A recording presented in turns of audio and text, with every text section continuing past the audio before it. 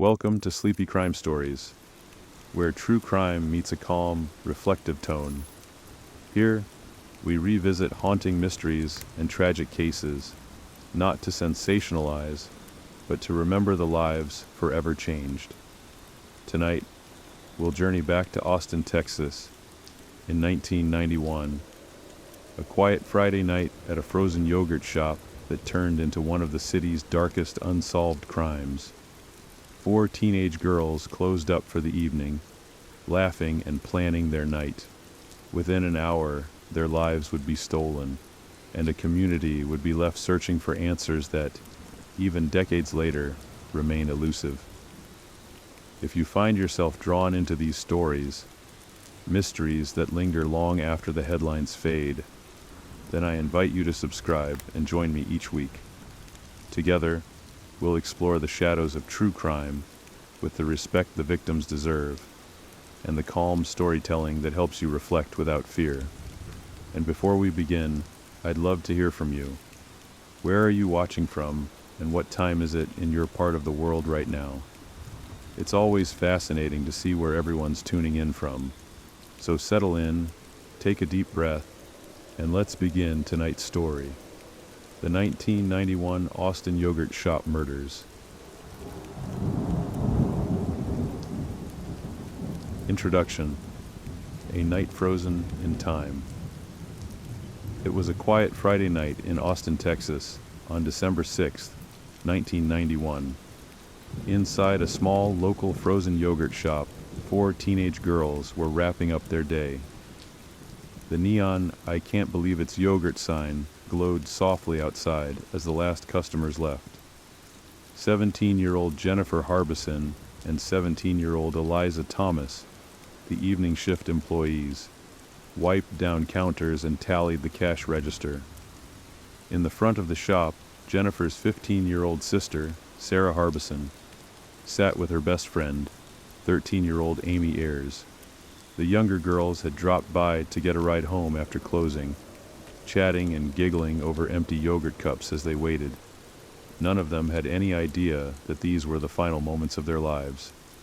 In less than an hour, the warmth and laughter in that cozy yogurt shop would be replaced by smoke, fire, and an unimaginable horror that would shatter their families and stun the entire community. The story that unfolded in that yogurt shop became one of Austin's most infamous unsolved crimes, a case that has haunted the city for decades.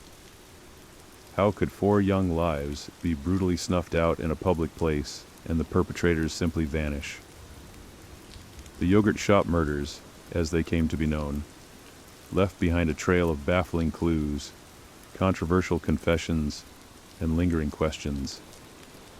This is a detailed journey through that tragic night, the exhaustive investigation that followed, and the ongoing quest for justice, told in a calm and measured tone, out of respect for the victims and those still seeking answers. Let's step back to that December night and explore what happened, piece by piece. Imagine closing up a family-run shop on a calm winter evening, chairs stacked, lights dimmed, friends waiting to give you a ride home. It's an ordinary scene that could be drawn from any small town in America. For Jennifer, Eliza, Sarah, and Amy, this ordinary scene would abruptly turn into a nightmare. What transpired after they locked the front door of the yogurt shop is a story both heartbreaking and chilling, a story that would grip a city and confound investigators for more than 30 years. How could such a heinous act occur in the span of a few minutes, leaving almost no trace of the killers? To find answers, we must start at the beginning. The final hour of the girls' lives and the first moments of a mystery that endures to this day. Chapter 1. The final hour in the yogurt shop. The yogurt shop was a popular teen hangout, located in a strip mall in North Austin. It was the kind of place where families stopped for a treat and local high school students worked part-time after class. On that Friday, December 6th, business had been steady but was winding down by late evening. Closing time was 11 p.m., and as the hour approached, Jennifer Harbison and Eliza Thomas began their usual closing routine, They brought in chairs, cleaned the yogurt machines, and counted the day's earnings. The atmosphere was routine and relaxed. Nothing seemed amiss inside the shop. However, witnesses later recalled a couple of small oddities that night. About an hour before closing, a man had been hanging around the shop, apparently pestering customers in line. He had asked to use the restroom in the back of the store. Jennifer or Eliza allowed him to, trying to be polite to a customer. He stayed in the restroom for an unusually long time. Investigators would later wonder, had this man unlocked or propped open the back door for an accomplice? We may never know, but it's a detail that sticks out in hindsight. Also, shortly before 11 p.m., a young couple who exited the shop noticed two strange men sitting at a table inside. The couple reported that these men were acting furtively, as if nervous or out of place. When Jennifer locked the front door at closing time to prevent new customers from coming in, those two men were still inside. At 11 p.m., the "I can't believe it's yogurt" shop closed to the public. The glass door was locked, and the lights likely dimmed as the girls finished up their tasks. Sarah and Amy, who had spent the evening together at a nearby mall, had come to the yogurt shop to catch a ride home with Jennifer. The two younger teens helped their friends with small chores, perhaps wiping down tables or stacking napkin dispensers, as they all got ready to leave. By all accounts, everything seemed normal inside the store as late-night silence settled over the surrounding shopping center. Sometime after 11 p.m., however, something went terribly wrong inside that yogurt shop. Whether the two men seen earlier revealed their true intentions or additional assailants entered through the back door, the peaceful routine was shattered. We can only piece together what happened next from forensic evidence and later conjecture, because no witnesses remained alive. The four girls suddenly found themselves face to face with deadly threats. At least two attackers, possibly the men seen earlier, gained control of the girls. The crime that followed was as brutal as it was swift. Investigators believe the attackers herded the girls to a back storage room. The girls were forced to strip off their clothes, likely to eliminate any potential evidence and to exert total control and humiliation. Terrifyingly, their own clothing, pieces of their underwear and other garments, were used as bindings and gags. The attackers tied the girls' hands and gagged their mouths with these makeshift ligatures. One can only imagine the fear and confusion the young friends experienced as they were restrained together, utterly powerless. The assailants were armed. Evidence later showed that two different guns were used: a small caliber .22 pistol and a larger .380 caliber handgun. This suggests there were at least two perpetrators, each with a weapon. In that confined back room, the gunmen showed no mercy. All four teenagers were shot in the head at point-blank range, execution style. The violence was sudden and absolute. In those few horrifying moments, Jennifer, Eliza, Sarah, and Amy were all fatally wounded. Tragically, the nightmare did not end there. At least one of the girls endured further brutality. Evidence from the scene would later indicate that one or more of the attackers sexually assaulted at least one victim. It's possible all the girls were threatened with sexual violence. The full details remain sealed in case files. What is known is that 13-year-old Amy Ayers, the youngest, appears to have suffered a slightly different fate from the others, suggesting she may have been targeted in a particular way, or perhaps fought back in those final moments. Amy was shot twice, unlike the others who were each shot once. The first bullet that struck Amy did not kill her. It entered her head but missed the brain, leaving her wounded and likely unconscious but still alive. A second shot was fired into Amy's head, causing a fatal injury. The sequence of Amy's wounds suggests the killers realized she had survived the initial shot and chose to shoot her again, making sure none of the girls lived to identify them.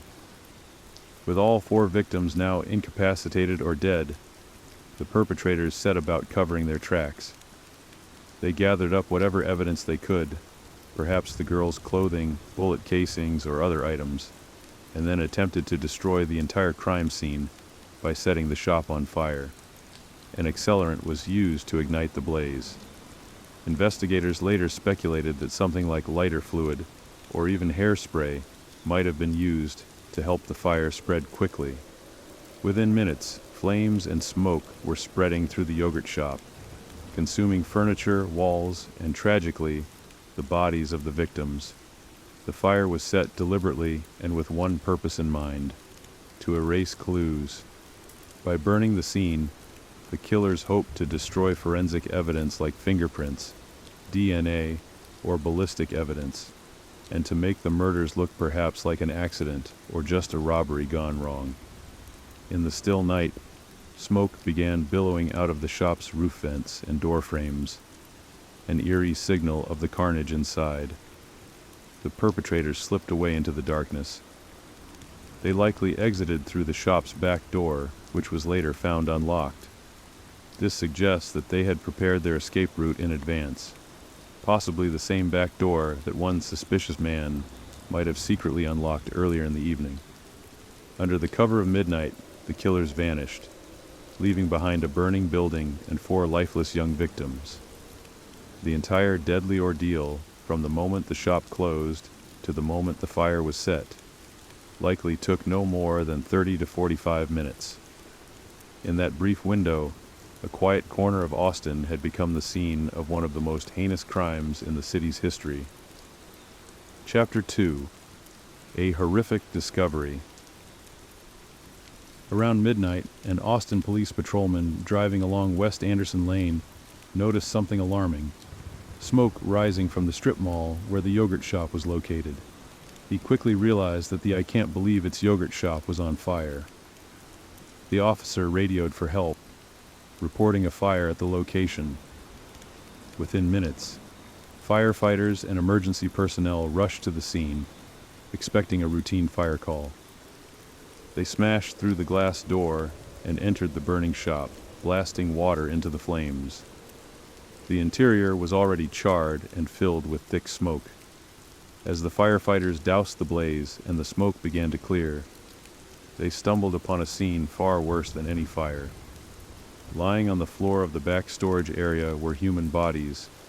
The first firefighters on the scene found 4 nude, badly burned figures amidst the blackened wreckage. For a moment, they struggled to comprehend what they were seeing. Then reality hit. These were the bodies of young girls. And this was not just a fire. It was a crime scene. The flames had largely charred 3 of the bodies beyond recognition, and the heat had caused extensive damage to the small room.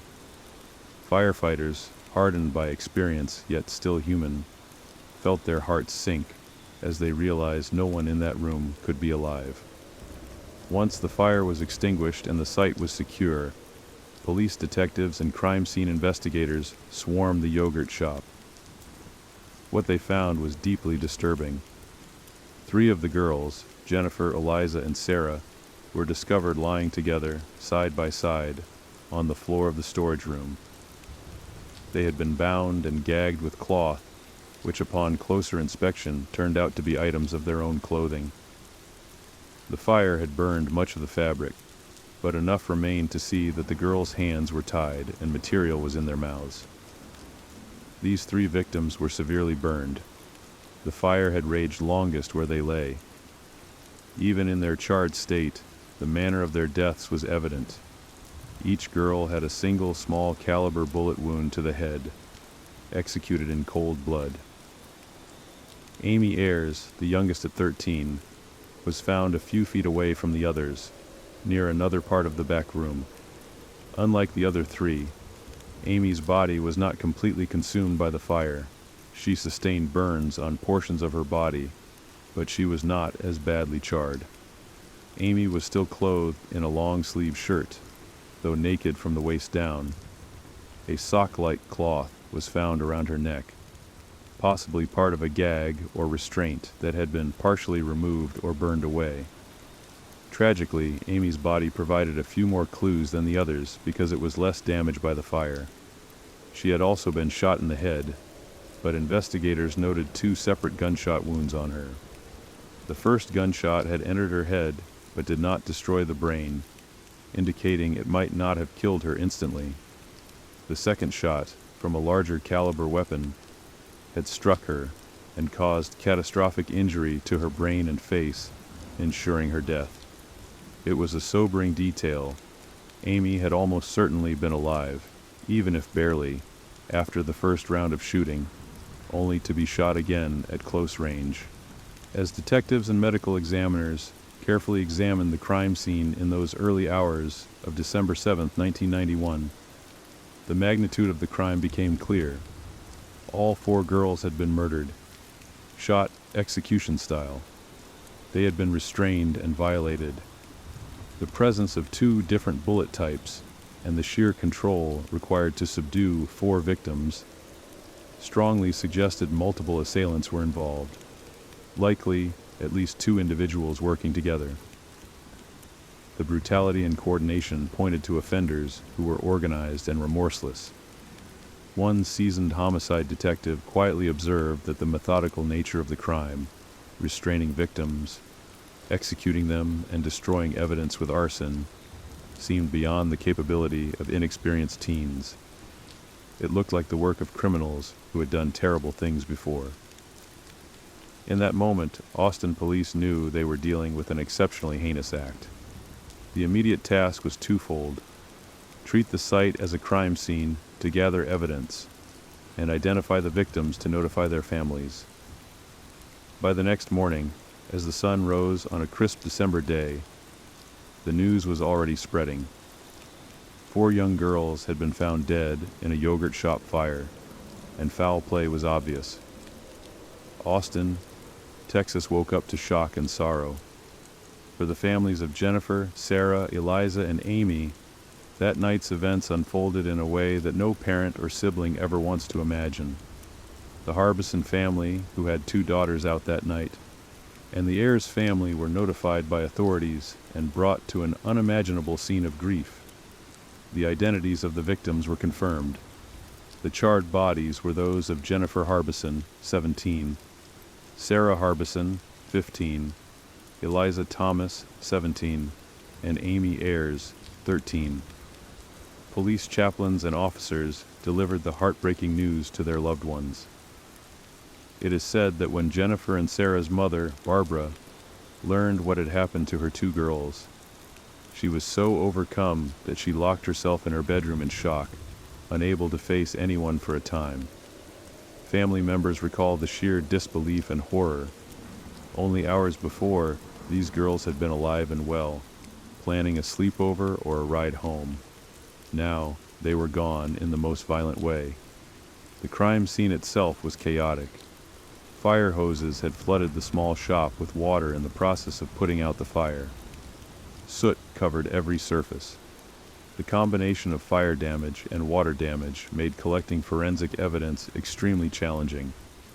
Investigators carefully photographed and documented everything they could.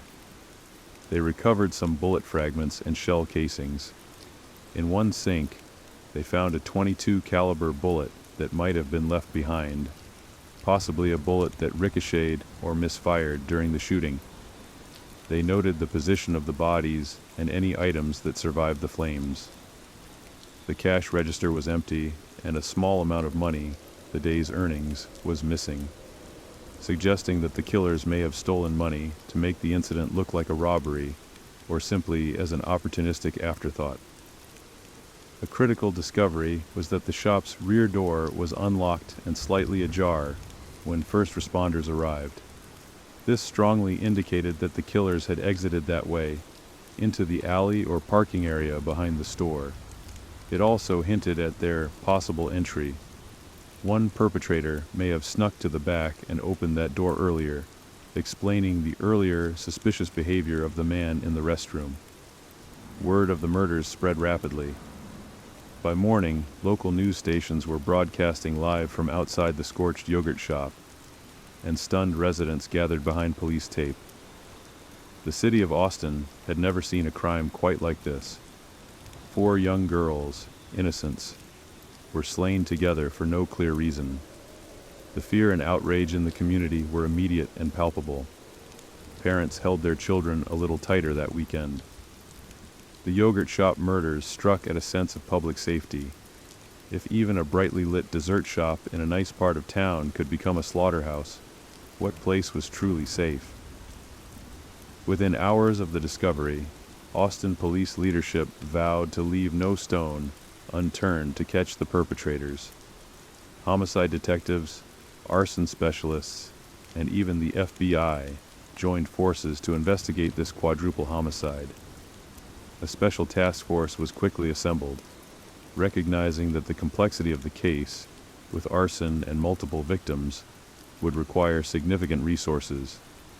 On that day after the murders, as smoke still lingered in the air, grieving families and stunned officers alike were asking the same question: who could have done this and why? The journey to the answers, or even a semblance of answers, would prove long and arduous. Chapter 3. The investigation begins. From the moment the crime scene was secured, the Austin Police Department launched a massive investigation. Seasoned detectives who had worked murders for years were shaken by the brutality of this case, but they steeled themselves to methodically gather clues. The immediate goal was to identify any leads or suspects who might be responsible for the murders of Amy, Sarah, Jennifer, and Eliza. The task force set to work, knowing that in crimes like this, the first 48 hours are critical. They hoped that somewhere in the rubble of the yogurt shop or the memories of witnesses, there was a thread that could lead them to the killers. Investigators combed through the physical evidence that had survived the fire. It wasn't much. The arson had been unfortunately effective in destroying a lot of potential forensic evidence. Still, detectives recovered bullet fragments and shell casings that established 2 firearms were used. They also collected the charred bindings that had tied up the girls, though those yielded little usable evidence beyond confirming they were pieces of clothing. No obvious murder weapons were left at the scene. The fire and subsequent soaking from the fire hoses obliterated fingerprints or traced DNA that might have been present. In 1991, DNA analysis was still rudimentary, but investigators preserved what they could for future tests, including swabs from the victims' bodies in case the perpetrators had left any biological evidence behind. While the forensic team worked on the physical scene, detectives canvassed the area for witnesses. They interviewed the firefighter and the police officer who first arrived to establish the timeline of the fire's discovery. They went door to door to neighboring businesses, asking if anyone had seen or heard anything unusual that night around the yogurt shop. They also spoke again with the young couple who had been among the last customers in the shop just before 11 p.m. That couple recounted the strange sight of 2 men lingering at a table and acting suspiciously. This was an important lead, a description of possibly 2 adult males who might have been the last people to see the girls alive, apart from the killers themselves, who could well be the same individuals. Based on various witness recollections, police began sketching out descriptions of potential suspects seen around the yogurt shop that night. One composite description was of a man in his 20s with light brown hair, seen loitering outside the shop around closing time. Another was of a slightly taller man wearing a jacket who had been inside late. However, these descriptions were fairly general and did not immediately match any known individuals. Still, the police shared this information with the public and the media, hoping someone might come forward with a name. Almost immediately, tips began pouring in. The Austin community was horrified and wanted to help. People called in with any scrap of information: a strange car seen behind the shopping center, an unfamiliar face seen in the yogurt shop earlier that day, names of local troublemakers who might be capable of violence. Every tip had to be logged and followed up. The crime hotline rang constantly. America's Most Wanted, a popular TV program, even featured the case in hopes of generating leads nationwide. The investigators also turned to criminal profiling experts for insight. The extreme nature of the crime suggested a certain profile: perpetrators who were likely young men, possibly familiar with the area, and who might have a history of violence or sexual assault. The fact that the victims were all young females pointed to a possible sexual motive, blended with a desire to control and dominate. Yet, the inclusion of arson and the seeming attempt at a robbery muddled the picture. Was this a planned robbery that spiraled into rape and murder? Or was it a premeditated assault where theft was a secondary, opportunistic act? One theory began to take shape early on, favored by some in law enforcement. This may have been a robbery gone wrong. Yogurt shops wouldn't have a huge amount of cash at the end of the day, but for desperate criminals, any little bit helps. Perhaps the criminals initially intended only to rob the store, but ended up killing the witnesses and losing control of the situation. The manner of the crime, with methodical execution and destruction of evidence, suggested some level of planning, but the chaotic nature of using 2 guns and setting such a large fire also hinted at panic and impulsiveness. Many officers felt that the killers likely hadn't intended to murder 4 people when they walked in. Something may have escalated events, leading to the massacre. This idea of a robbery gone wrong would persist as a leading theory, though not all investigators agreed with it fully. In parallel to fielding tips and processing the scene, the police quickly looked into recent crimes and known offenders in the Austin area. Was there anyone on the radar who could do something this horrific? One name immediately stood out: Kenneth McDuff, a notorious serial killer who, by horrific coincidence, was known to be in Texas at that time. McDuff had a history of murdering teenagers and had only recently been released from prison. Shockingly, he was paroled in 1989 after a prior murder conviction, and he went on to kill again. Could McDuff have drifted into Austin and committed the yogurt shop murders? Police checked McDuff's known whereabouts and any evidence tying him to Austin on that date. Ultimately, McDuff was ruled out.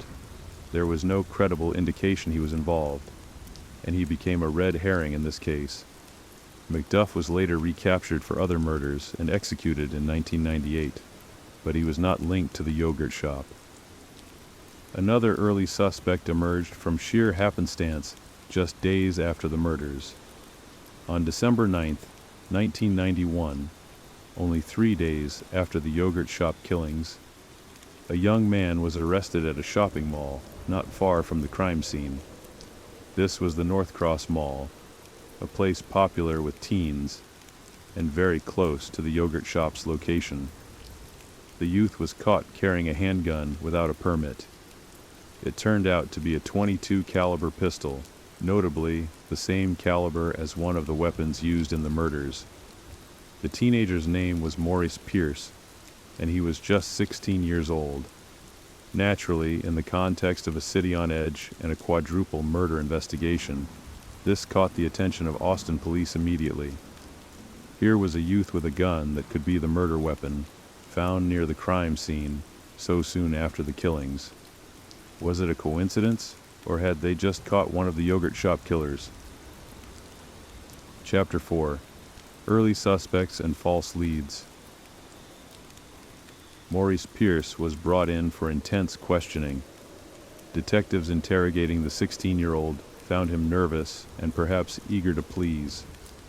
Initially, Maurice denied any involvement in the yogurt shop crime. The police tested his .22 caliber pistol to see if it could be linked to the bullets recovered from the yogurt shop victims. While the weapon was the same type and caliber, ballistic tests would later indicate it did not match the specific bullet fragments from the scene, a crucial fact that wasn't immediately made known to Maurice. During questioning, Maurice started talking about his recent activities and acquaintances. In an attempt either to shift suspicion or out of genuine need to unburden himself, Maurice mentioned the names of 3 friends he had been with on the night of the murders. These friends were Michael Scott, Robert Springsteen, and Forrest Wellborn.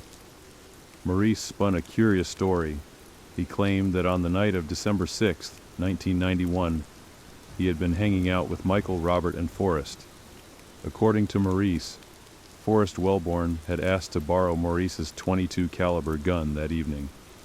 Maurice said he lent it to him. Later that night, Forrest returned to meet Maurice, and Maurice noticed something unsettling.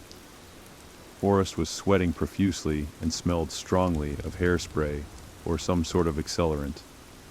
Hairspray, which often contains alcohol or other flammable contents, could have been used to help start a fire, a detail that certainly intrigued detectives. When Maurice asked Forrest why he needed the gun, Maurice alleged that Forrest made a disturbing claim. Forrest said he had killed some girls at the yogurt shop. Maurice further claimed that he didn't believe Forrest at first, and Forrest quickly backpedaled by saying he was just kidding. Maurice's account continued. The very next day, December 7th, the four boys, Maurice, Michael, Robert, and Forrest, all piled into a stolen car and drove to San Antonio, a city about 80 miles away, to visit a girl they knew. Maurice said that during this trip, Forrest once again asked Maurice if he could borrow the gun. This time, alarmed by Forrest's previous statement, Maurice questioned him more. Why did he want the gun again? According to Maurice, Forrest ominously replied that he wanted to kill more girls, like he did the night before.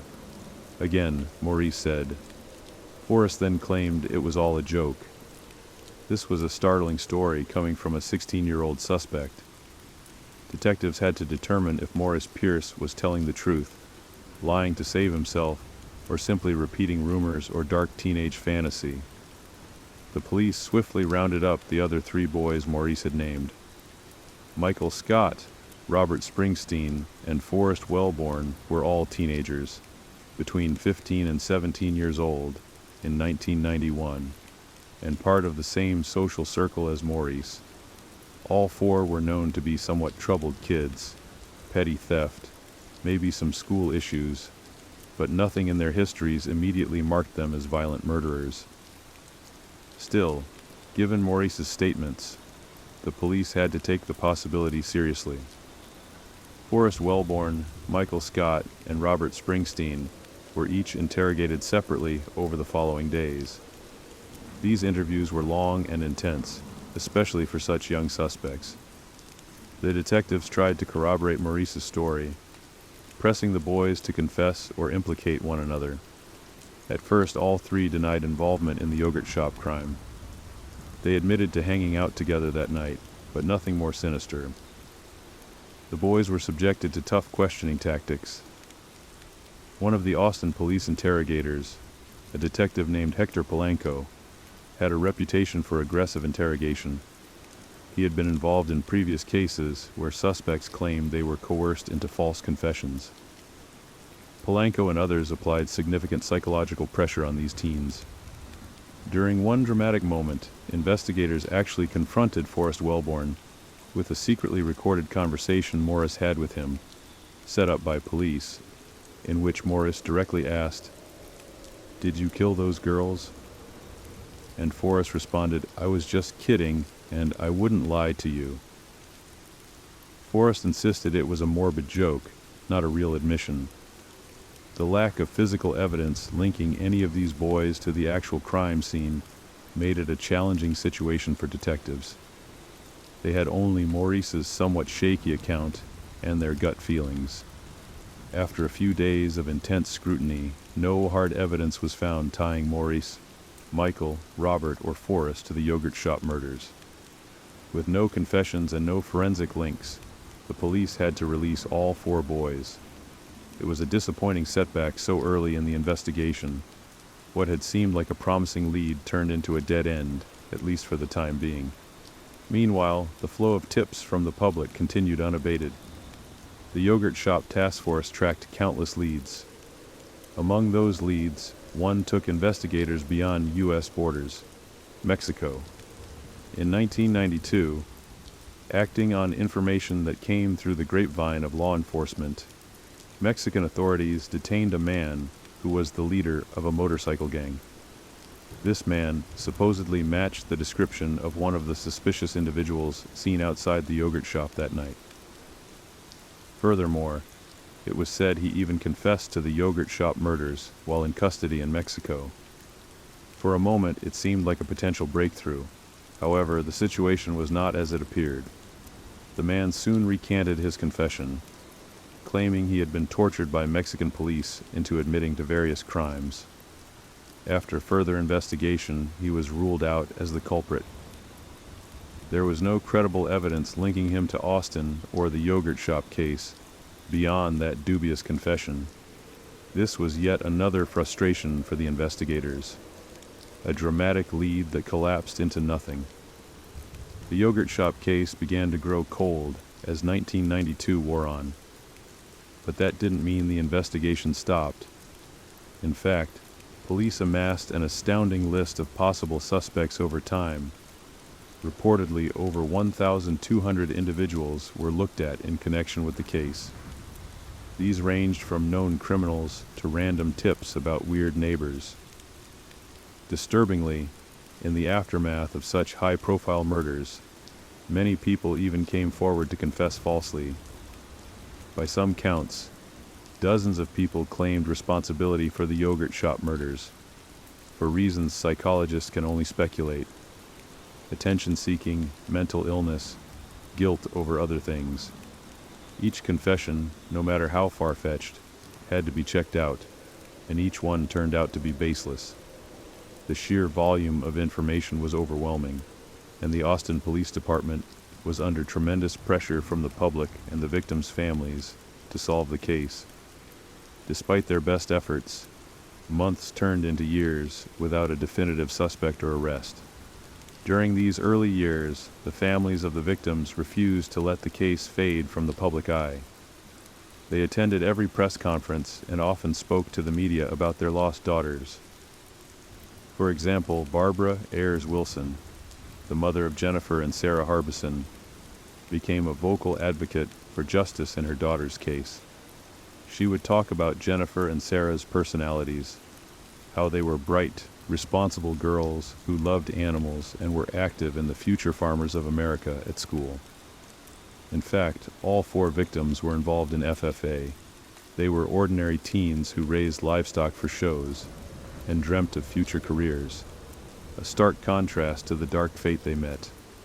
Barbara would remind the public that someone out there knew something, and she urged anyone with knowledge to come forward. The girls' friends and relatives put up flyers and even billboards with the girls' photos, pleading for information. The slogan, "Who killed these girls?" loomed on highway signs, ensuring that commuters every day saw the faces of Amy, Sarah, Jennifer, and Eliza, and remembered the unsolved atrocity.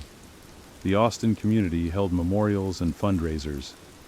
There was an overwhelming sense of sorrow and empathy for the families, and a growing frustration that a killer, or killers, was walking free.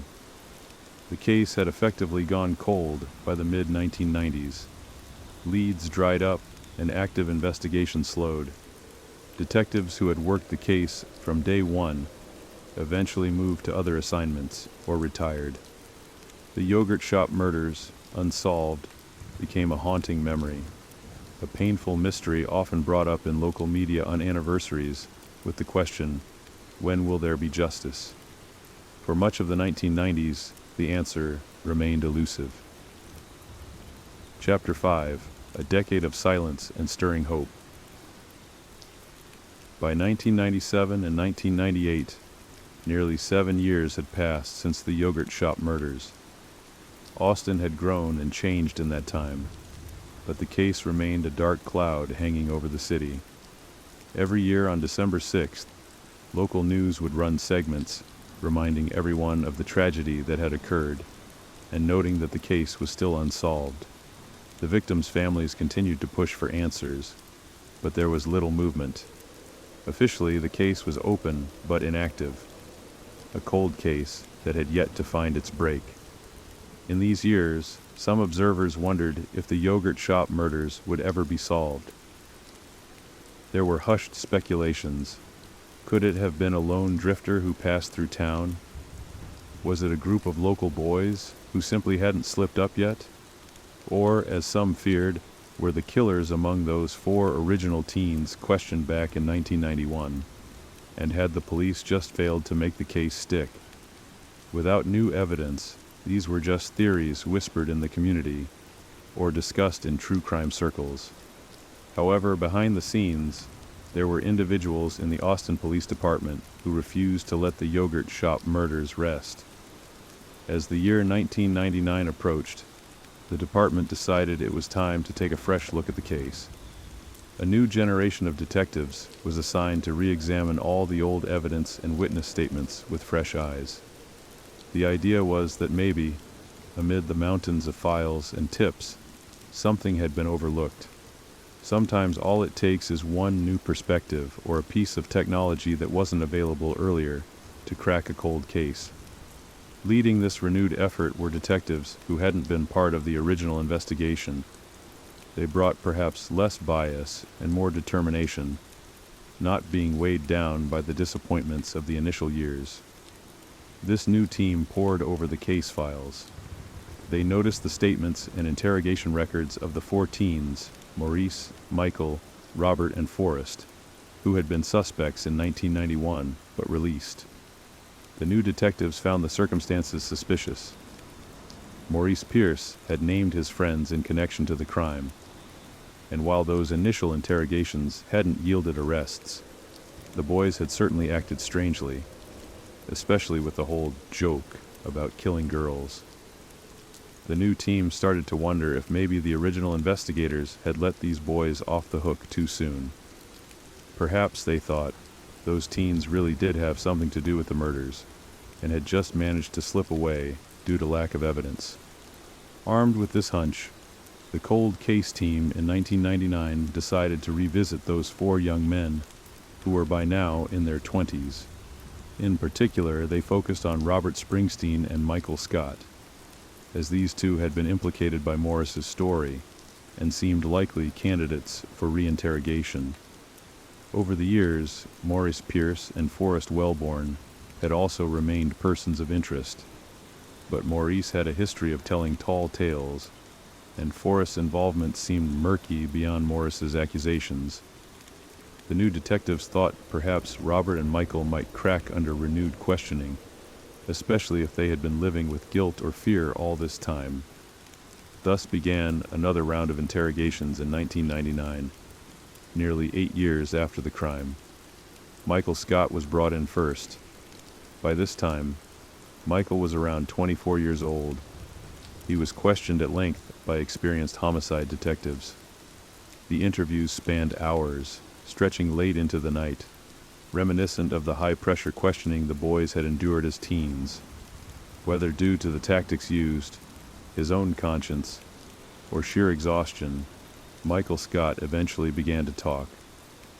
In a shocking development, Michael confessed to participating in the yogurt shop murders. Soon after, Robert Springsteen, who had moved out of Texas and was living in West Virginia, was also interrogated, with coordination from local police there. He too gave a confession admitting involvement in the crime. These confessions were the breakthroughs the Austin police had been waiting for. It seemed at last they had their answers, and their suspects. In October 1999, with confessions in hand, the police publicly announced the arrest of 4 men for the yogurt shop murders: Michael Scott, Robert Springsteen, Maurice Pierce, and Forrest Wellborn were all taken into custody and charged with capital murder. The news electrified Austin. After so many years, authorities were declaring that they had solved the case. The families of the victims felt a mix of hope and apprehension. Hope that justice might finally be served, and apprehension because the journey was not yet over. There would be trials, and everything would hinge on the strength of the evidence in court. The police held press conferences describing how these young men, who had been teenagers at the time of the crime, were believed to have carried out the murders together. According to the narrative that emerged, largely from the confessions, All four of the suspects had been hanging out and decided to rob the yogurt shop.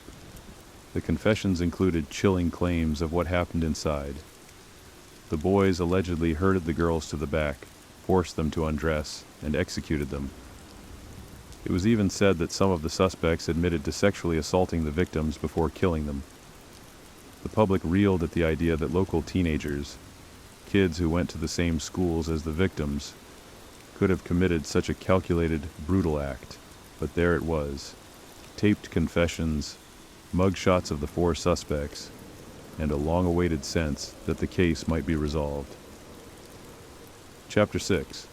Confessions Under Fire. While the arrests in 1999 brought initial celebration, it wasn't long before serious questions arose about the confessions extracted from Michael Scott and Robert Springsteen.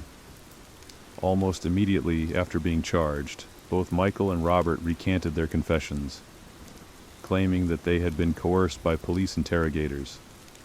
They alleged that the confessions were false, given only because they were scared and pressured, not because they were truly guilty. These claims set the stage for a contentious legal battle and cast doubt on whether the right people were in custody. It's important to understand the context of these interrogations. The detectives who obtained the confessions were determined to close this case, and by some accounts, they used very aggressive tactics. Michael Scott, for instance, later testified that during his interrogation, an officer held a gun to his head in a threatening manner to push him into telling them what they wanted to hear. There were also claims that detectives yelled at, lied to, and intimidated the suspects, showing them graphic crime scene photos and suggesting horrible fates if they didn't cooperate. After hours of this, Michael said he just wanted the ordeal to end, so he told the police a story, one that implicated himself and the others, hoping that would satisfy them. Robert Springsteen similarly described being worn down by long questioning and being fed details of the crime. Indeed, one of the issues was that many details of the yogurt shop murders had become public over the years, and some might have been fed to the suspects during questioning, intentionally or not. For example, crime scene details like the use of 2 guns or the girls being bound had been reported in media. So when the suspects referenced such facts in their confessions, defense lawyers argued it wasn't proof of first-hand knowledge. They could have been repeating what was suggested to them or what they heard around town. Maurice Pierce and Forrest Wellborn, the other 2 suspects, never confessed despite also being questioned. Lacking direct confessions from those 2, the case against Maurice and Forrest was weaker. In fact, within months of the 1999 arrests, charges were dropped against Maurice Pierce and Forrest Wellborn due to insufficient evidence. Maurice and Forrest were essentially free men again, though Maurice would continue to pop up in legal trouble, as we'll see later. That left Robert Springsteen and Michael Scott as the primary defendants who would stand trial for the murders. The trials took place in 2001 and 2002, each held separately. Robert Burns Springsteen IV went to trial first, in the spring of 2001. The prosecution's case against him centered on his own confession. In his taped statement to police, Robert had placed himself at the scene and admitted to shooting one of the girls. The details were ghastly. He claimed that he and the others decided to kill the girls to leave no witnesses, and he described firing the fatal shots. The prosecution argued that no one would confess to such a thing unless it was true, and they painted Robert and his friends as deeply disturbed individuals who decided to commit a thrill-killing robbery. What was notably absent in the trial, however, was any physical evidence linking Robert Springsteen to the crime scene. There were no fingerprints, no DNA, no eyewitness that could place him at the yogurt shop that night. The case was built almost entirely on words, his confession and the idea that multiple people had to be involved. The jury was shown the videotaped confession, where Robert appeared emotional and filled with remorse as he described the murders. Despite the defense's arguments that the confession was coerced and unreliable, it had a powerful effect. In May 2001, the jury found Robert Springsteen guilty of capital murder. He was sentenced to death by lethal injection. At that time, because Robert was 17 at the time of the crime, legally an adult under Texas law of that era, he was eligible for the death penalty. The families of the victims felt some grim satisfaction.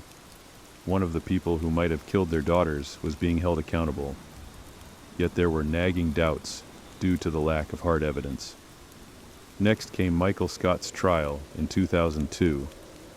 Michael was 15 at the time of the murders, which made him ineligible for the death penalty. Even back then, executing someone for a crime committed as a minor was not allowed. If convicted, he faced life in prison. The prosecution's case against Michael was similar to Robert's. It leaned heavily on Michael's own confession.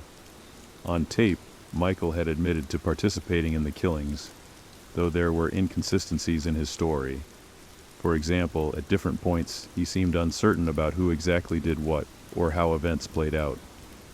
The defense hammered on these inconsistencies, arguing that they indicated a made-up story by someone just trying to appease his interrogators.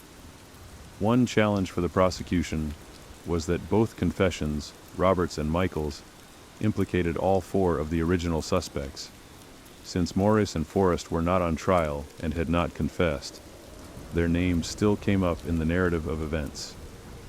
To avoid complicating the case, prosecutors essentially put forth a theory that yes, all four had been involved, but they were only able to bring two to trial for now. This muddled picture might have given some jurors pause. However, just like in Springsteen's trial, the vivid horror of the crime and the existence of a confession proved persuasive. Michael Scott was found guilty of capital murder as well. Because of his age at the time of the crime, he was sentenced to life imprisonment rather than death. For a brief moment after these convictions, it appeared that the long saga might be drawing to a close. Robert was sent to death row in Texas, and Michael to the penitentiary for life. The victims' families perhaps felt a measure of closure, believing that at least two of the people responsible for their daughters' deaths were finally paying the price. Austin's law enforcement could assert that the yogurt shop case was essentially solved, even though two other suspects, Maurice and Forrest, remained officially unconvicted. But in truth, the story was far from over. Legal appeals and scientific advances were about to collide with the case, unraveling the convictions and plunging the investigation back into uncertainty. Chapter 7: Appeals, Overturned Convictions, and New Evidence. Almost as soon as the courtroom trials ended, the legal battles continued in the higher courts. Both Robert Springsteen and Michael Scott appealed their convictions. Their defense teams raised numerous issues, but one of the key points on appeal was a constitutional issue regarding their rights to a fair trial. Specifically, the argument centered on the Sixth Amendment's Confrontation Clause, which guarantees a defendant the right to confront and cross-examine witnesses against them. Here's where that issue came in. During Robert's trial, the prosecution had referred to portions of Michael's confession, which implicated Robert. And in Michael's trial, they referred to parts of Robert's confession, which implicated Michael. However, neither man testified in the other's trial. Each had invoked their right not to testify. This meant that each man's confession was used against the other without an opportunity for cross-examination. Essentially, Robert couldn't cross-examine Michael about statements that incriminated Robert, and vice versa. The appellate lawyers argued that this violated their constitutional rights. It's akin to having an accuser's words used against you without being able to challenge the accuser in court.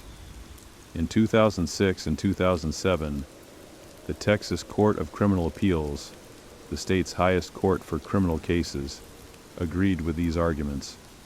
They overturned the convictions of both Springsteen and Scott on the grounds that the trials were unfair in this way. The convictions were vacated, meaning legally it was as if they had not been convicted at all. and they were entitled to new trials if the state chose to pursue them. At this point, Travis County prosecutors had a decision to make. They could attempt to retry Robert and Michael for the murders, this time carefully avoiding the confrontation issue, perhaps by trying them together, or by not using each other's statements. But going into any retrial, the prosecutors knew their case still rested heavily on those contested confessions. And now the defense had even more ammunition to challenge those confessions as unreliable, having been labeled coerced in the court of public opinion and tainted by the circumstances of the first trial. While the prosecutors were preparing to move forward, and indeed they publicly insisted that they would retry both suspects, something significant happened that changed everything. DNA technology had advanced leaps and bounds since 1991, and even since the early 2000s. Remember those swabs and samples collected from the victims' bodies at the crime scene? By 2008, forensic labs could do much more sensitive tests than before, including a specialized analysis called YSTR DNA testing. YSTR testing focuses on genetic markers on the Y chromosome, which only males have, making it useful for detecting male DNA, even in a mix of male and female biological material. This was particularly relevant because, tragically, the crime scene evidence suggested at least one of the girls had been sexually assaulted, meaning there might be male DNA present from the perpetrator. The Travis County District Attorney's Office decided to use this new DNA testing on evidence from the yogurt shop murders, specifically on samples taken from one of the victims' vaginal swabs. The hope was to either confirm the involvement of the accused or identify another suspect, especially if, as some speculated, maybe an unknown accomplice was also at the crime scene. What came back from the lab was a game changer. A partial male DNA profile was obtained from the evidence, but it did not match Robert Springsteen, Michael Scott, Maurice Pierce, or Forrest Wellborn. In other words, the only unidentified male DNA found in relation to the crime scene did not belong to any of the four men that police had long suspected. This result sent shockwaves through the case.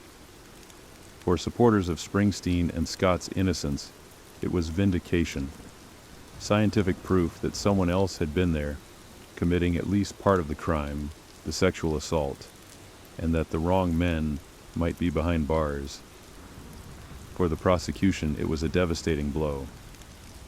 They faced an insurmountable reasonable doubt problem.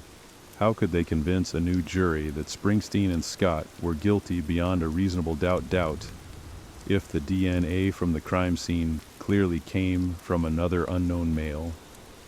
It strongly suggested that either the real killer was someone entirely different, or at the very least that an unknown accomplice was involved whom they hadn't caught, which meant the full story was not known. In the wake of this development, Travis County dropped all charges against Robert Springsteen and Michael Scott in the summer of 2009. After spending nearly a decade in prison, including time on death row for Robert, both men were released. They walked out of jail effectively free, though not officially exonerated. The state carefully worded its move. The charges were dismissed without prejudice, meaning theoretically, if new evidence emerged, they could be charged again. But for practical purposes, Springsteen and Scott were now out of legal jeopardy and able to try to rebuild their lives. They maintained they had been wrongfully accused and coerced, and now many in the public were inclined to believe them. The families of the four murdered girls, who had sat through those trials and initially believed that justice was served, were plunged back into uncertainty and anguish. It was as if the wound had been ripped open again. Once more, the case of their daughter's murders was unsolved. No one held legal responsibility for the crime. The true killer or killers were, and are, still out there. The frustration and heartbreak were profound. Some of the victims' relatives expressed anger at the investigators and prosecutors, for, in their view, rushing to pin the crime on easy targets and potentially allowing the real culprits to escape. Others held on to the belief that maybe those young men were involved, but had an unknown accomplice who left the DNA, a scenario that would complicate matters even further. To add to the turmoil, Texas law did not allow Springsteen or Scott to receive compensation for wrongful imprisonment.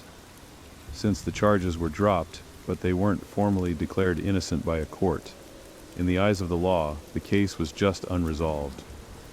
Springsteen and Scott had lost years of their lives and emerged carrying the stigma of being accused in a notorious murder, even if not convicted in the end. Both men largely retreated from the spotlight. They gave a few interviews through their lawyers insisting on their innocence and describing the coercion, indeed details like the gun to head, tactic, and detectives feeding information were acknowledged by authorities.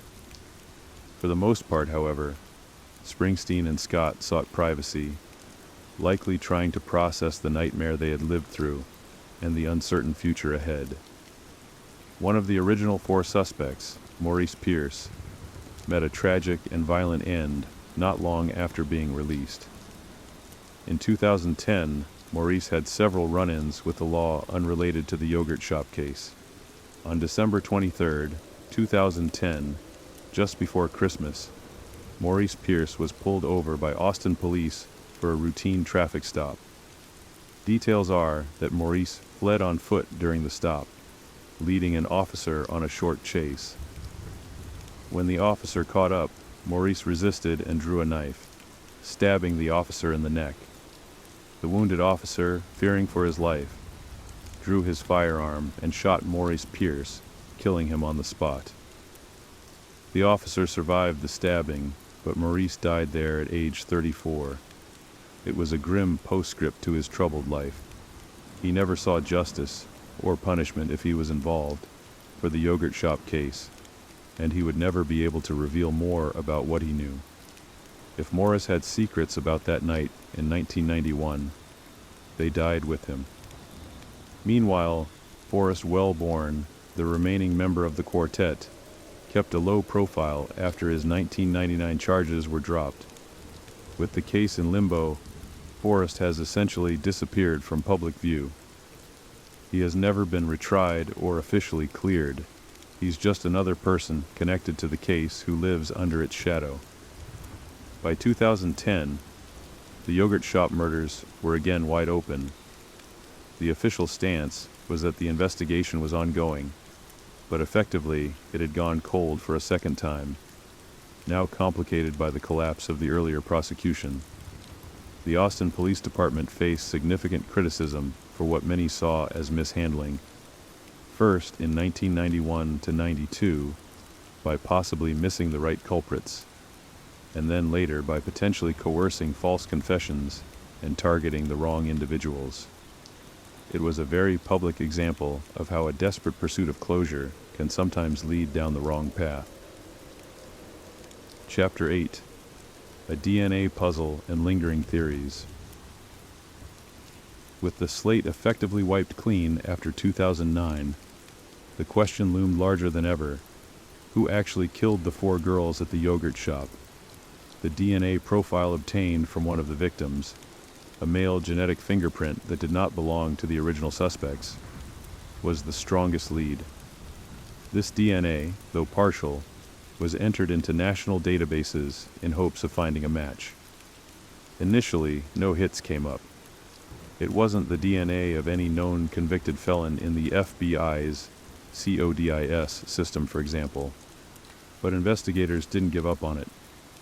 In 2017, in an interesting turn, an Austin police detective decided to use a publicly accessible YSTR database, often used for research or genealogical purposes, to see if that unknown DNA might have relatives or matches out in the world. Astonishingly, they found a partial match, a clue that the unknown perpetrator's Y chromosome markers closely resembled a sample in that database. It was a strange scenario. The match in the database wasn't tied to a name. It was an anonymous sample that the FBI itself had submitted as part of some population genetics project. Essentially, the Austin detective discovered that the FBI was in possession of a DNA sample from some individual that looked a lot like the one from the yogurt shop crime scene. Excited, the Austin Police Department reached out to the FBI to get more information. Who was this person in the FBI's sample? Could it be the break they needed? Unfortunately, the FBI refused to divulge the identity linked to that sample, citing privacy laws and the fact that an anonymous submission to a research database wasn't consent to criminal investigation use. This bureaucratic obstacle was infuriating to Austin officials and the victims' families. It felt like the answer might be just behind a locked door that the FBI wouldn't open. Not willing to let it drop, Austin's team got Congressman Michael McCall, who represented Austin, involved. McCall pressed the FBI to cooperate, given the gravity of the cold case. As a result, by early 2020, the FBI agreed to assist by doing more advanced analysis on the evidence. They effectively said, "We'll see if we can refine the DNA profile from the yogurt shop and compare it to what we have." Using improved forensic techniques in 2020, they managed to enhance the YSTR profile from the crime scene, increasing the number of genetic markers identified from 16 to about 25. This more detailed profile, however, revealed that the initial apparent match was a false alarm. When they compared the new 25 marker profile to the FBI's sample, it conclusively ruled out that FBI submitted sample as being the same as the crime scene perpetrator. The male donor of that FBI sample was not the unknown man from the yogurt shop. It was a heartbreaking letdown. As Congressman McCall put it, "We really thought we had it, only to have that hope dashed." So, the mystery DNA remains just that, a mystery. Who does it belong to? We know it had to have come from one of the killers, since it was found inside a victim in a way that is consistent with sexual assault. This means at least one of the perpetrators left a tangible piece of himself at the scene, even though he tried to erase everything with fire. That is a critical piece of evidence that one day could crack this case wide open, if technology advances enough, or if genetic genealogy is employed, the method that caught the Golden State Killer by tracing DNA through family trees. Currently, the amount of remaining DNA is very small. Each test consumes some of it, and they have to be cautious. Detective managers and officials in Austin have said they're essentially waiting for DNA science to progress further, for techniques that might allow a full identification from the tiny and partial sample that's left. There is optimism. Technology leaps forward every year. What was impossible in 1991 is routine today. What's impossible today might be feasible in a few more years. In the meantime, there are still theories and speculations swirling around the case. Let's explore a few, calmly and factually. The original suspects theory. One theory holds that the original 4 suspects, Pierce, Scott, Springsteen, Wellborn, were involved to some degree, but perhaps not all 4, or not in the way initially thought. Could it be that 2 of them committed the crime, and the DNA belongs to one of those 2, while the others were tangentially involved or knew after the fact? Some investigators who worked the case remain convinced that Springsteen and Scott knew details they shouldn't have unless they were there. They point to aspects of the confessions that allegedly included non-public information, though defense counters that any inside info could have been fed. It's also possible that if those 4 did plan a robbery, maybe they brought in an older accomplice or someone else who actually did the assault and/or the bulk of the violence, hence the foreign DNA. However, after the exoneration, this theory lost favor publicly. The unknown assailants theory. Another leading theory is that the girls were killed by individuals entirely unrelated to the original 4 suspects, perhaps 2 men who were on a crime spree. This idea is supported by the gut feeling of some of the original detectives. They believed the crime seemed too professional and too vicious for inexperienced teens. Perhaps two adult criminals, maybe transient or from out of town, targeted the shop either to rob it or for a darker purpose. They might have had a history of violence or rape. These men could have blended into the night and left Austin, never to be suspected. The DNA could belong to one of these unknown perpetrators. Over the years, there have been attempts to link the yogurt shop case to known serial offenders. Besides Kenneth McDuff, who was ruled out, there was speculation about whether the crime could be connected to similar cases, like the Las Cruces bowling alley massacre in New Mexico in 1990, where perpetrators also set fire after killing multiple people. No concrete evidence links those cases, but the similarities are eerie. False confession and mistaken identity. A more nuanced perspective acknowledges that maybe Springsteen and Scott truly weren't involved at all, and their confessions were entirely false. In this scenario, the real killer's identities remain completely unknown. False confessions, especially under duress, are not as uncommon as one would hope. The detectives Polanco and others involved in the yogurt shop case had a track record. Notably, they had coerced a confession out of an innocent man, Christopher Ochoa, for a 1988 Austin murder. The yogurt shop investigators were aware of this by the late 90s, as Ochoa was exonerated in 2001, when the real killer confessed and DNA confirmed it. That case was a black eye for the department, an example where an innocent man and his roommate, who also falsely confessed, spent 12 years in prison for a crime they had nothing to do with, all because of a pressure-filled interrogation. This knowledge casts a long shadow of doubt. Could the yogurt shop investigation have repeated that grave error? The DNA evidence not matching the suspects bolsters the possibility that yes, perhaps it was a repeat. The confessions were products of coercion, and the real murderer was someone else entirely. As of now, officially the case remains open and unsolved. Austin police periodically reiterate their commitment to solving the yogurt shop murders. They continue to test new techniques on whatever evidence remains.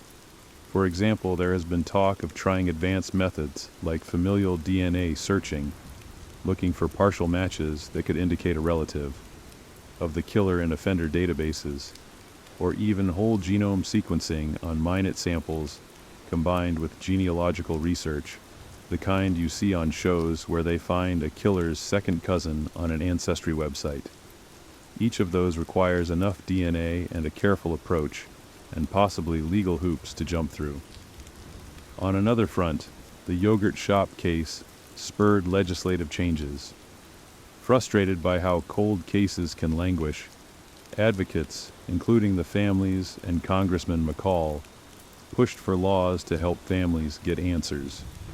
In 2021, Congress passed a law giving families of cold case victims more rights to request federal reviews of their cases. And in August 2022, the Homicide Victims Families' Rights Act was signed into law. This was influenced by the yogurt shop murders case. It empowers families to formally ask federal law enforcement agencies to re-examine cold case files and ensure that all the latest technologies and techniques have been applied. It was a way of systematizing what had been done in this case, basically forcing a fresh look after a certain period. While the yogurt shop case itself is under local, not federal jurisdiction, the act underscores how impactful this crime has been on changing policies. It's some solace to the families that their advocacy might help others in similar situations. In the decades since 1991, the story of the yogurt shop murders has been told in numerous articles, books, and documentaries. True crime authors wrote volumes like Who Killed These Girls and Murdered Innocents, examining all the details and missteps. Most recently, in 2023 and 2025, Major documentary series have revisited the case, one by People magazine Investigates, and another HBO docu-series titled The Yogurt Shop Murders. These programs interview the families, detectives, and even some of the suspects, providing a comprehensive overview of the saga. They often end on the agonizing note that the case remains unsolved, inviting the audience to ponder who the real killer might be. Chapter 9: The Aftermath and Enduring Impact. For the families of Amy Ayers, Sarah Harbison, Jennifer Harbison, and Eliza Thomas, life was forever changed on that December night in 1991. Over 30 years have passed, but the pain of losing their daughters and sisters in such a horrific way doesn't vanish. It evolves. These families have shown remarkable resilience in the face of tragedy, and their journey through grief has been documented as part of the story. Each family member copes in their own way. Sonora Thomas, Eliza's older sister, has spoken about how the loss of her sister steered the course of her life. Sonora's teeth chattered uncontrollably when she first got the news, a physical manifestation of shock. In the aftermath, she found herself drawn to helping others cope with trauma. Sonora became a therapist, focusing on grief counseling, channeling her own healing process into guiding others through darkness. She often emphasizes the importance of remembering the happy moments with loved ones and openly sharing stories about them to keep their memory alive. Sean Ayers, Amy's older brother, has said that not a single day goes by without thinking of his little sister. Amy was only 13. She never got to attend prom, graduate high school, or pursue her love of animals into a future career. Sean has tried to live in a way that honors her, cherishing his own children all the more, and never taking time with family for granted. Amy's mother, Pam Ayers, whenever she sees kids playing or farm animals grazing, she thinks of Amy and her friends, remembering how all 4 girls were active in Future Farmers of America. They had a shared passion for animals, responsibility, and rural life. Bright young women who found joy in simple things and had promising futures ahead. For Barbara Ayers Wilson, the mother of Jennifer and Sarah, the journey through grief has been particularly harrowing. She lost not 1, but 2 daughters that night. Barbara has described grief as something like a roller coaster that never truly ends. There are ups and downs, and sometimes you become so accustomed to the pain that it almost feels more comfortable to dwell in it than to try to move away from it. Barbara has spent years publicly keeping her daughter's story in the spotlight, giving interviews, attending events, and supporting legislation for cold case investigations. She once expressed the endless cycle of what-ifs that plague a grieving parent. What if I had not let them go to the shop that night? What if I had driven them instead? Those questions have no answers, but they are a natural part of the path she's walked. Over time, Barbara has also sought healing by connecting with other parents who've lost children to violence, finding and offering solidarity. In one poignant moment captured in a recent documentary, Barbara and Sonora, mother of 2 of the girls and sister of another, sat together, holding hands, discussing their journey. They talked about sharing memories of their lost loved ones and how telling their story, though painful, has a cathartic side. By speaking about Jennifer, Sarah, Eliza, and Amy, they ensure that the girls are not forgotten and, in a way, continue to have a presence in the world. They're not given up on, one family member said firmly, and that sentiment resonates through the community. Indeed, the entire Austin community has never forgotten the yogurt shop murders. Those who were around in 1991 remember exactly where they were when they heard the news.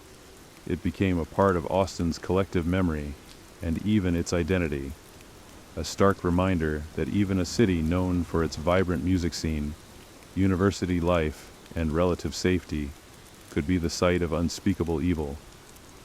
Over the years, as Austin grew into a larger metropolitan city, the tale of that little yogurt shop remained a cautionary legend passed on to newcomers and younger generations. It's one of those cases that people discuss in lowered voices, as if speaking too loudly about it might invoke the ghosts of the past. Many young Austin residents only learned about the case from documentaries or parents' stories, but they too have joined in the quiet commemoration of the victims. There have been scholarship funds set up in the girls' names at their high schools, and benches or plaques installed in their memory. On the 25th anniversary in 2016, a vigil was held where people lit 4 candles, one for each girl, and prayed that justice would eventually be served. Law enforcement officers who worked the case, even those who have long since retired, often mention it as the one that keeps them up at night. Some have described how they replay the evidence and tips in their mind, wondering if they missed something that could have cracked the case.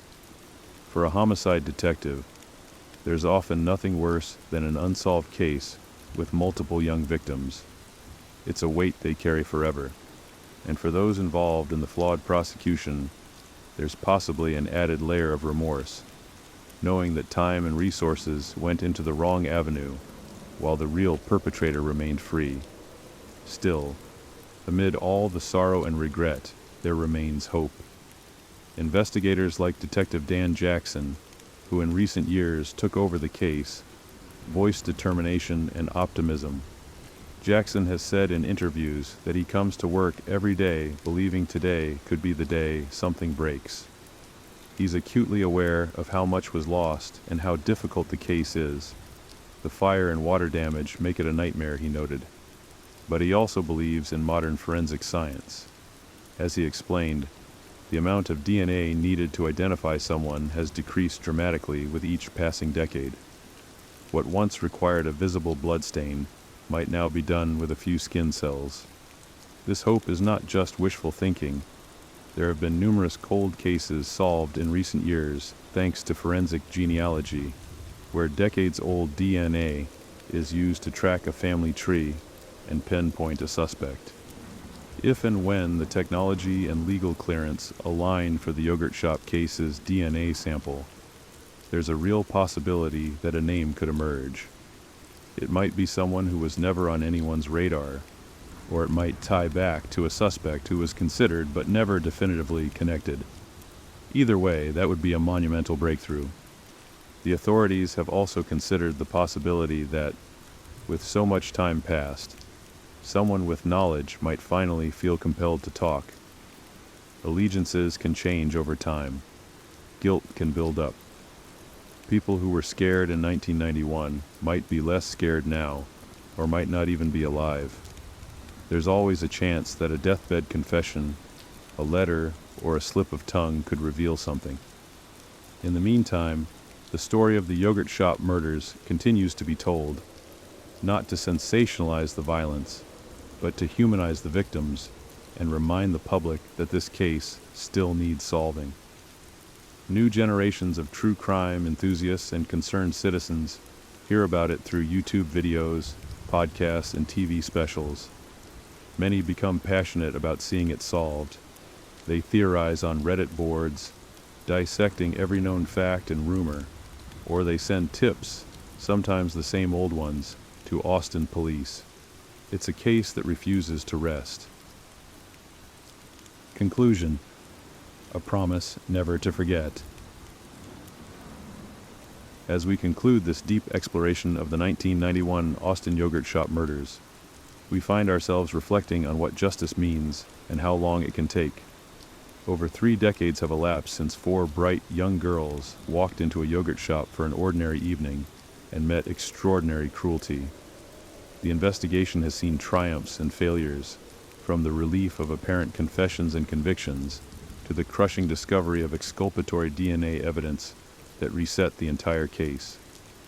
It's been a roller coaster of hope and despair for everyone involved: the families, the police, the suspects, and the community.